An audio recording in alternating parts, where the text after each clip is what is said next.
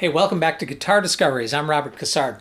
So if you're an electric guitar player or an acoustic guitar player, and you're looking for interesting ways to spice up what you do, you're looking for something new, something different, sometimes new means old. And in this case, I want to take you into the realm of the lap steel guitar.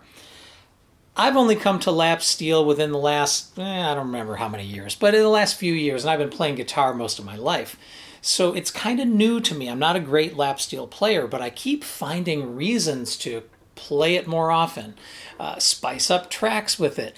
I want to share that insight with you, give you an idea of what you can do with a lap steel, and I'm going to do it using this kick-ass vintage Harmony H7 lap steel from the 60s. Let's listen to what this thing can do. So where did I find this beautiful axe?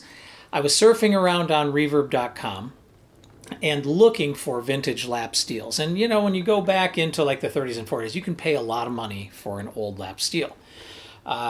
This one caught my eye though, because A, the price was already really good. B, it had the features that I wanted. It's a console lap steel, which means it's on its own legs. Because the legs are adjustable, I can bring it up and down exactly to the position that I want. Sometimes for me, in my lap feels a little low. And so this is a cool way to be able to put it at the height that I want. It had a carry case that allowed me to store it really well. It has a volume and tone controls, which for me are key. Volume is great for doing swells and things like that. Tone is important just to be able to get more bite if you want it. And most important of all for me, it had a DeArmond Gold Foil pickup. Now this happens to be the pickup that they were using in that sort of early to mid 60s period. I have 3 of these on my Harmony H59, my Rocket. Take a look at that video if you want to see what that guitar can do. So I already knew I loved this kind of pickup, so I thought I'd give it a try. Now, on top of all that, I found it at a shop on reverb.com called Galloway Originals. And the minute I started corresponding with them, Sue Galloway was super friendly and everything else. She gave me an absolutely smoking deal on this. I was looking at all of the different guitars they have on their reverb or in their reverb shop. And they've got some really interesting Teiscos, old Ks, Harmonies, things like that. And they fix them up and make them really playable. So they're awesome players' instruments. Galloway Originals, you should definitely check that out. So shout out to Sue, thank you. So here I am, Harmony H7. I haven't had much chance to play this. I am not a lap steel player, or at least I haven't been for a long period of time. I've probably only put on a few hours of lap steel time. But I love the instrument, and I think it's an amazing way to spice up your tracks. So if you are a regular electric player, acoustic player, I encourage you to check out a lap steel. You can start with a cheap one like I did. I started with my Rogue. I did a video about that. I've used that Rogue on publicly released tracks. It's an awesome instrument.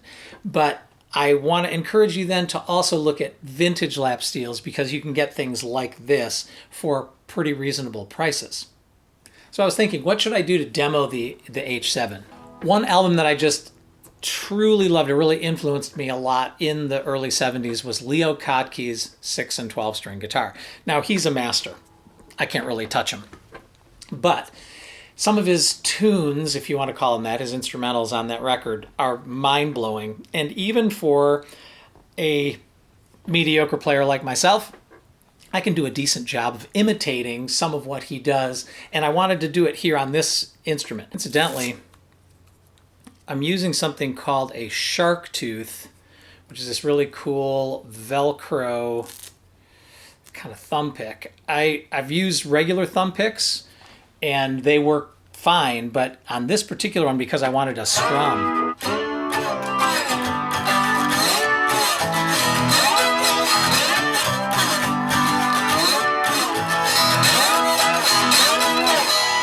something about this, it allows me to actually use a flat pick tucked in there like it's a thumb pick. So, shark tooth, check it out.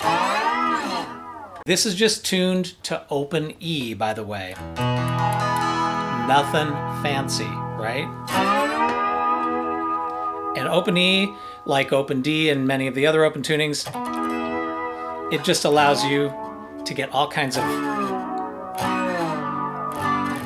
beautiful tones. So I'm going to play Vaseline Machine Gun, and in the course of doing it, I'll do it twice through. The first time, I'm going to have it on a fairly clean voice, and then I'll jack it over into a distorted voice with a more bluesy edge, so you can hear how versatile this type of lap steel really is. So let's dig in. Vaseline Machine Gun.